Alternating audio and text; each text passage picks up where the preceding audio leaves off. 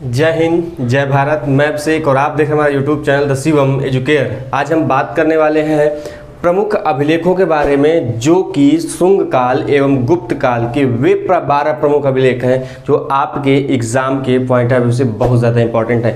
हम इन अभिलेखों की चर्चा करेंगे, साथ में जानेंगे कि इनका समयावधि क्या है, इनसे संबंधित कोई शासक है तो वो कौन शासक है, या फिर यह किस काल के डिनोट करते हैं, फिर किस काल से संबंधित है, या फिर इनसे संबंधित जो वर्णित इसमें तथ्य हैं इनकी चर्चा हम एक एक करके करने वाले हैं। तो आइए दोस्तों आज की वीडियो को शुरू करते हैं। जो सबसे पहला हमारे सामने दोस्तों स्तंभ लेख निकल कर आता है वह है बौद्ध स्तंभ लेख। यह जो बौद्ध स्तंभ लेख है इसका जो प्राप्ति स्थल है वह कहाँ पे है? भरहुत। तो कभी कभी इसे कह देते हैं भरहुत का बौद्ध स्तंभ लेख। एवं इस भरहुत बौद्ध स्तंभ लेख का जो समय काल है वह क्या है? शुंग काल है। एवं इससे संबंधित व्यक्ति अर्थात इस बौद्ध स्तूप लेख बौद्ध स्तंभ लेख में जो व्यक्ति का नाम हमें वर्णित मिलता है वह राजा वासुदेव का नाम वर्णित हमें मिलता है। एवं यह जो इसमें तथ्य प्राप्त होता है इस अभिलेख के तहत हम कह सकते हैं कि यह अभिलेख हमें प्रारंभिक शुंग स्रोत अर्थात शुंग काल के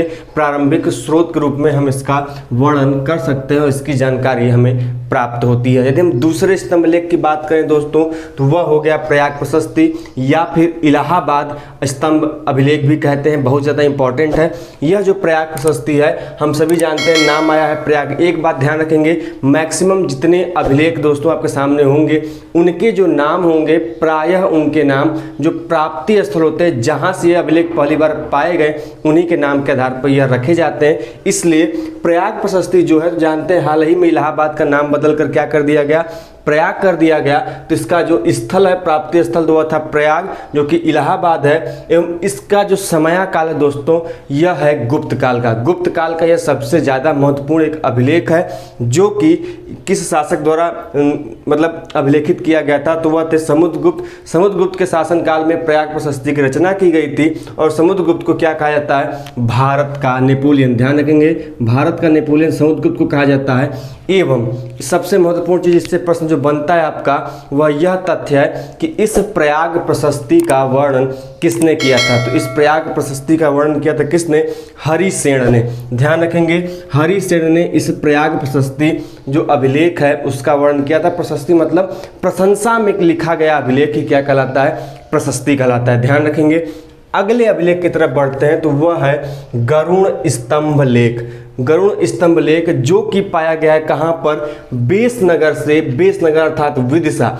यह जो बेसनगर का गरुड़ स्तंभ लेख है वह किस समय काल का है दोस्तों? तो वह है शुंग काल का और इसमें हमें भागभद्र, ध्यान रखेंगे, कभी कभी पूछ लेता है कि भागभद्र नामक व्यक्ति की सूचना निम्नलिखित में से किस अभिलेख में हमें देखने को मिलती है? तो वह मिलता है गरुड़ स्तंभ लेख जो कि बेसनगर इंस्क्रिप्शन। तो कभी कोई पूछ देगा, पूरा नाम में लिखेगा तो बेसनगर इंस्क्रिप्शन के नाम से पूछ देगा।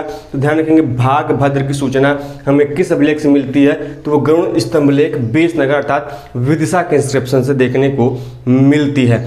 आगे हम बढ़े तो एरण स्तंभ लेख है। देखिए हमें इस वीडियो में कुल 3 एरण स्तंभ लेख आएंगे जो कि तीनों अलग अलग हैं, इसलिए कंफ्यूज नहीं होंगे, देखते हुए चलेंगे। सबसे पहला जो एरण स्तंभ लेख है, एरण जो स्थान है वह कहाँ पाया जाता है? मध्य प्रदेश में पाया जाता है। एवं इसका समय काल क्या है दोस्तों? यह गुप्त काल है। और यह एरण स्तंभ लेख किस राय से संबंधित है? यह है समुद्रगुप्त से। एवं इस एरण स्तंभ को किस शैली में लिखा गया? वह लिखा गया वैदर्गी शैली। ध्यान रखेंगे, कभी कोई पूछ देगा कि एरण स्तंभ लेख शैली क्या है? तो वैदर्गी शैली में एरण स्तंभ लेख है। एवं किस शासक से संबंधित है? तो यह समुद्रगुप्त से संबंधित है। ध्यान रखेंगे, इसको याद कर लेंगे। एरण स्थान कहाँ है? एरण स्थान है मध्य प्रदेश में। आगे बढ़ते हैं मथुरा स्तंभ लेख में। देखिए मथुरा स्तंभ लेख वह स्तंभ लेख है जो कि यूपी में पाया गया एवं गुप्त काल का यह एक महत्वपूर्ण अभिलेख है जिसके थ्रू हमें पता चलता है दोस्तों कि जब गुप्त संवत की शुरुआत हुई थी तो उसके प्रथम वर्ष की चर्चा, ध्यान रखेंगे, गुप्त वंश के प्रथम वर्ष की चर्चा या फिर प्रथम वर्ष का अंकन किस अभिलेख से मिलता है? वह मिलता है इसी मथुरा स्तंभ लेख से जो कि जारी किया गया था किस शासक द्वारा? तो वह जारी किया गया था चंद्रगुप्त द्वितीय। चंद्रगुप्त द्वितीय के मथुरा स्तंभ लेख से दोस्तों हमें गुप्त काल के प्रथम वर्ष का प्रमाण प्राप्त होता है। आगे बढ़ते हैं, मेहरौली स्तंभ लेख बहुत ज़्यादा इंपॉर्टेंट है, कभी कभी इसे मेहरौली लौह स्तंभ लेख भी कहते हैं। क्यों? क्योंकि यह जो बना हुआ है यह किसका बना हुआ है? लोहे का बना हुआ है, बहुत ज़्यादा इंपॉर्टेंट है। यह पाया गया मेहरौली जो स्थान है यह दिल्ली में है और यह गुप्त काल का महत्वपूर्ण स्रोत है और गुप्त काल के बारे में बताता है। और यह मेहरौली स्तंभ लेख जारी किया गया किसके द्वारा? चंद्रगुप्त द्वितीय के द्वारा। साथ में बात कर लें तो यह स्तंभ लेख इसलिए फेमस है या इसमें इसका जो इंपॉर्टेंट फैक्ट ये है दोस्तों कि पहली बात तो यह लौह स्तंभ है, लोहे का बना हुआ है और साथ में यह चंद्रगुप्त द्वितीय के दोस्तों विजय अभियानों की चर्चा करता है। उनके जो युद्ध लड़े गए थे उनमें जो उनके विजय अभियान हुए थे उनकी चर्चा करता है। कौन? यह मेहरौली स्तंभ लेख। ध्यान रखेंगे लोहे का बना हुआ है, काफ़ी ज़्यादा इंपॉर्टेंट है। आगे बढ़ते हैं, भिलसड़ का स्तंभ लेख काफ़ी ज़्यादा इंपॉर्टेंट है। तो यह जो दोस्तों भिलसड़ का लेख है यह कहाँ पाया जाता है? भिलसड़ एटा में स्थित है और इसका जो शासन काल है यह भी गुप्त काल है एवं इसको जारी करने वाले जो शासक हैं भिलसड़ स्तंभ लेख को, वह कौन है? वह है कुमारगुप्त। एवं सबसे ज़्यादा इंपॉर्टेंट फैक्ट ये है भिलसड़ स्तंभ लेख से कि इसमें हमें गुप्त वंशावली प्राप्त होती है। गुप्त वंशावली प्राप्त होती है किसमें? इस भिलसड़ स्तंभ लेख में। साथ में उस समय के एक कार्तिकेय का मंदिर है, उस कार्तिकेय मंदिर की भी चर्चा हमें कहाँ पर मिलती है? इसी भिलसड़ स्तंभ लेख में दोस्तों देखने को मिलती है। आगे बढ़ते हैं, भीतरी स्तंभ लेख। भीतरी स्तंभ लेख काफ़ी ज़्यादा इंपॉर्टेंट है। यह जो भीतरी स्तंभ लेख है यह पाया गया गाजीपुर के भीतरी नामक स्थान पे। गाजीपुर बनारस या फिर वाराणसी के काफ़ी नज़दीक है, उसका सटा हुआ जिला है, तो जो भीतरी में पाया जाता है। एवं इसका जो शासनकाल है यह भी गुप्त काल का है और इस भीतरी स्तंभ लेख को जो जारी करने वाले शासक थे वह थे स्कंदगुप्त या फिर स्कंदगुप्त के शासनकाल का यह आपका भीतरी स्तंभ लेख है। और इसमें सबसे महत्वपूर्ण चर्चा हमें देखने को मिलती है दोस्तों वह यह मिलती है कि हूण आक्रमण। आपसे बार बार पूछता है कि गुप्त काल में हूण आक्रमण की चर्चा किस लेख में मिलती है या फिर किस शासक के शासनावधि में हमको देखने को मिलती है।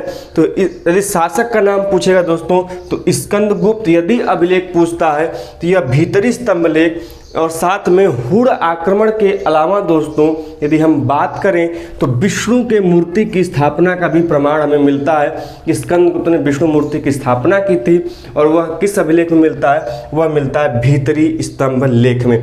आगे बढ़ते हैं, बिहार स्तंभ लेख। यह जो बिहार स्तंभ लेख है यह बिहार शरीफ के पटना में पाया गया था, इसलिए इसका नाम बिहार स्तंभ लेख रखा गया।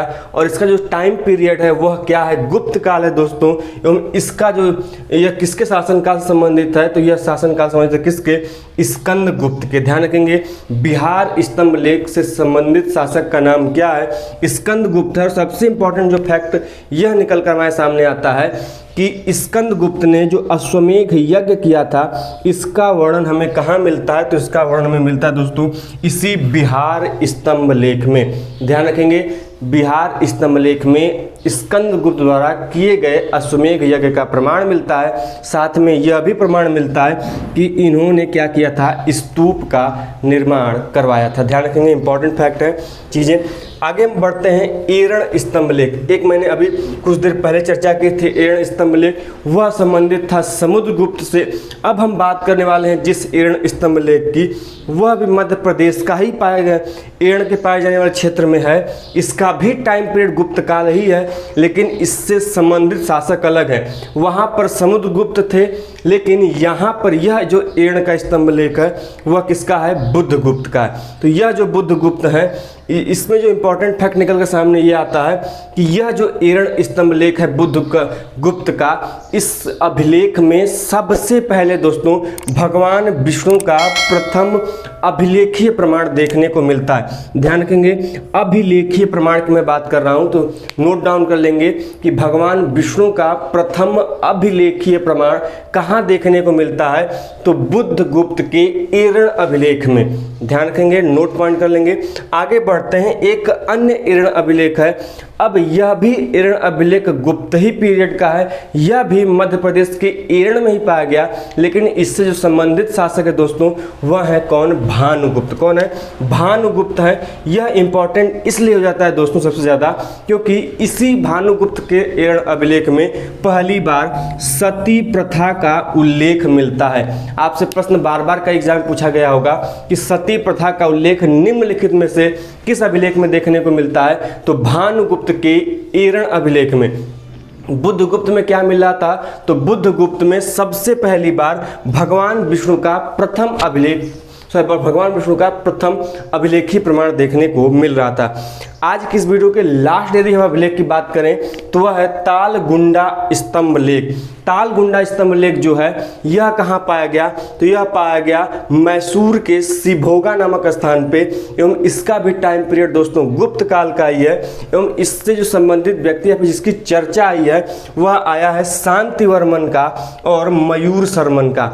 इस अभिलेख से जो हमें जानकारी प्राप्त होती है वह यह प्राप्त होती है कि कदम्बों के इतिहास का यह प्रमुख स्रोत है। यह तालगुंडा अभिलेख कभी कभी पूछ देगा कि किस राजवंश के बारे में हमें जानकारी प्रदान करता है, तो कदम्ब जो राजवंश है उसके यह जानकारी का प्रमुख स्रोत है। तो दोस्तों हमने इस वीडियो के माध्यम से प्रमुख 12 गुप्तकालीन एवं शुंगकालीन अभिलेखों की चर्चा की तथा उनसे संबंधित महत्वपूर्ण चीज़ों को जाना। तो वीडियो कैसा लगा वीडियो में कमेंट बॉक्स में जरूर बताएं और दोस्तों के साथ शेयर करना बिल्कुल ना भूलें। मिलते हैं नेक्स्ट वीडियो के साथ, तब तक के लिए जय हिंद जय भारत।